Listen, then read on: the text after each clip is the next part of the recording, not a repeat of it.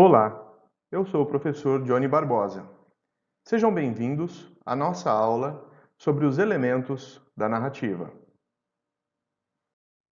Desde os tempos antigos, o homem tem registrado os fatos com palavras ou imagens.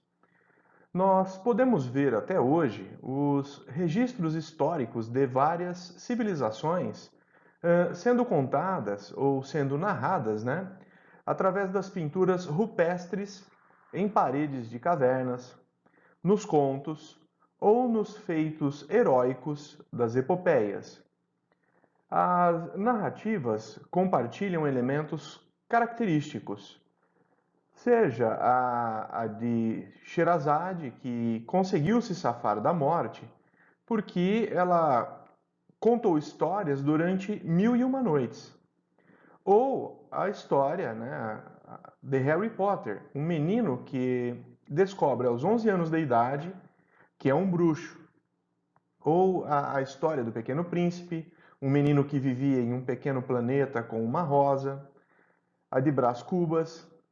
E a história de Thor, né, o deus do trovão, entre outras. Todas as narrativas têm vários elementos em comum. Vejamos quais são esses elementos e as suas características. Os elementos da narrativa são o narrador, o enredo, o espaço, o tempo e os personagens. O narrador é quem conta a história. O enredo é a história. O espaço é o local onde os fatos acontecem. O tempo é o período que a narrativa é desenvolvida. E os personagens, aqueles que compõem a narrativa. Como o tema é extenso, falaremos sobre o narrador, o enredo e o espaço neste vídeo. O tempo e os personagens serão abordados no próximo vídeo. Primeiro, falaremos sobre o narrador. O narrador conta, narra a história. Ele é o intermediário entre a ação e o leitor. Por isso, quando lemos um texto narrativo, nós identificamos o tipo de narrador para que possamos interpretar melhor o texto. Os tipos de narradores são o narrador personagem. Ele participa da história como um personagem e ele narra a história em primeira pessoa. Ele conhece todos os envolvidos na trama e, como expressa a sua visão particular do que acontece na trama, nós dizemos que ele é subjetivo. Além disso, ele pode ser o personagem principal ou um narrador secundário.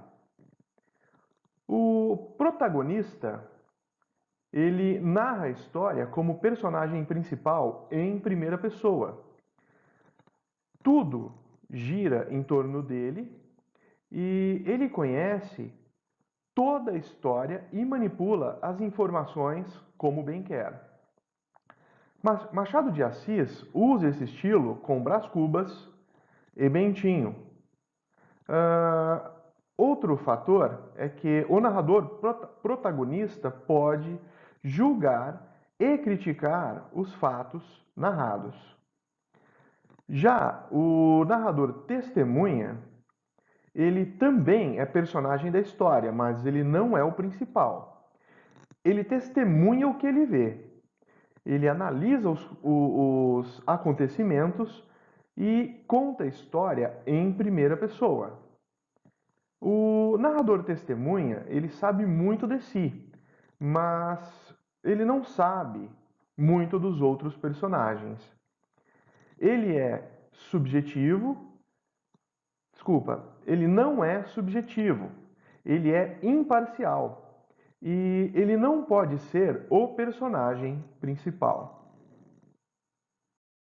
Outro tipo é o narrador não confiável. Ele apresenta falta ou pode apresentar falta de sanidade mental. Ele mente para os outros personagens, contradiz a si mesmo e, por isso, ele deixa o leitor ou o público atento, desconfiado ou aguardando que ele seja desmascarado. Algumas obras com narradores não confiáveis, obras literárias, né, são As Aventuras de Pi e O Assassinato de Roger Ackroyd. Já no cinema, nós temos os filmes Clube da Luta e Forrest Gump. Outro tipo é o narrador onisciente. Ele conhece toda a história, ele sabe de tudo, conhece até as emoções e pensamentos dos personagens e ele conta a história em terceira pessoa. E por fim, nós temos o narrador observador. O narrador observador, ele não conhece o íntimo dos personagens, só conta o que ele observa, mas às vezes ele pode narrar os pensamentos e os sentimentos do protagonista. Ele narra em terceira pessoa e não participa da narrativa. Vamos ao enredo. O enredo é a sequência de acontecimentos da história. Ele também pode ser chamado de trama ou de intriga. O enredo pode ser linear ou não linear. Quando o enredo é linear, ele segue uma sequência cronológica que se desenvolve em introdução, desenvolvimento narrativo, clímax e, por fim, a conclusão. Vejamos a seguir as características de cada uma dessas partes do enredo. É na introdução que o narrador apresenta o cenário, o tempo e as personagens, ou seja, o narrador situa o leitor. É comum as narrativas serem iniciadas por um problema, um conflito ou uma dúvida. Já o desenvolvimento narrativo é o momento que o conflito acontece. Há o encadeamento das ações.